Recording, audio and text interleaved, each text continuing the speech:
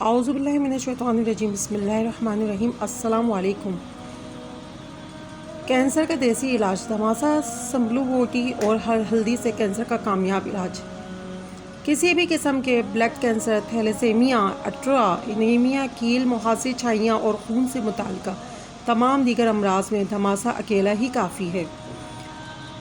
हल्दी में मौजूद कुरकुमिन एक ऐसा जुज़ है जो कैंसर के खलियात का दुश्मन है। हल्दी कैंसर के खलियात को तकसीम दर तकसीम होकर फैलने से रोकता है, जिससे ट्यूमर कैंसर की तमाम इक़साम का ख़ात्मा हो जाता है।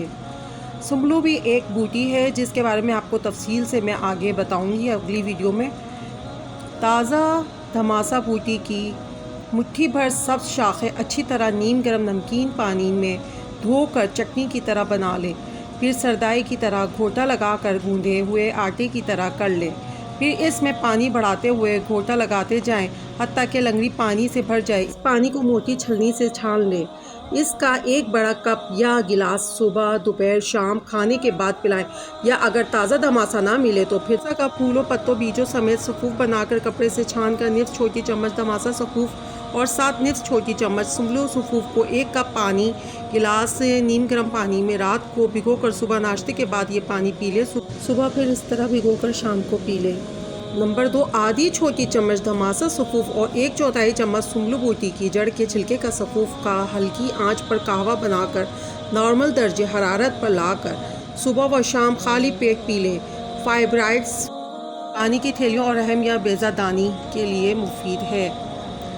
धमासा धोकर हम हवादार साए में खुश्क करके सफ़ूफ बनाकर कपड़े से छान करके बड़ों को छोटा या बड़ा चम्मच सुबह दोपहर शाम दें, या 1000 मिलीग्राम के 2 कैप्सूल खुमराए पानी में सुबह दोपहर शाम दें। बच्चों को 1 छोटा चम्मच किसी मीठी चीज़ में मिलाकर सुबह दोपहर शाम दें।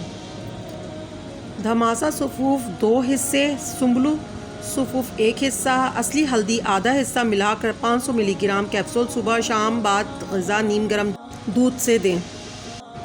अठरा के लिए दौरान हमल भी धमासा का 1000 मिलीग्राम का कैप्सूल सुबह व शाम इस्तेमाल हामला को दें। जच्चा व बच्चा तंदुरुस्त रहेंगे इंशाअल्लाह।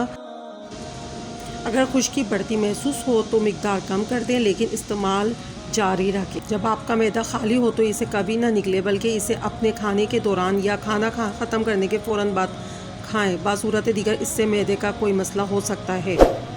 ख्याल रखिएगा कि पूरी वीडियो आप सही फॉलो कीजिएगा।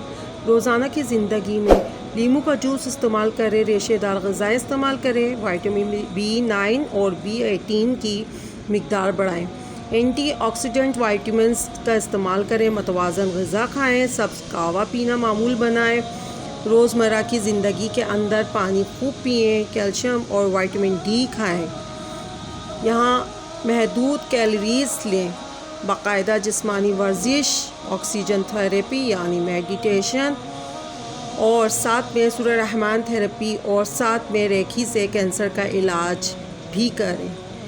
विर्द हर वक्त उठते बैठते सोते जागते दर्ज झेल विर्द बारी बारी पढ़ते रहें।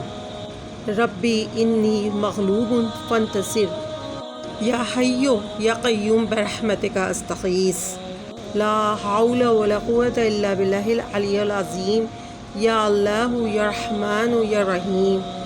अल्लाह ताला हम सब को नेक अमल करने वाला बनाए। आमीन सुम आमीन।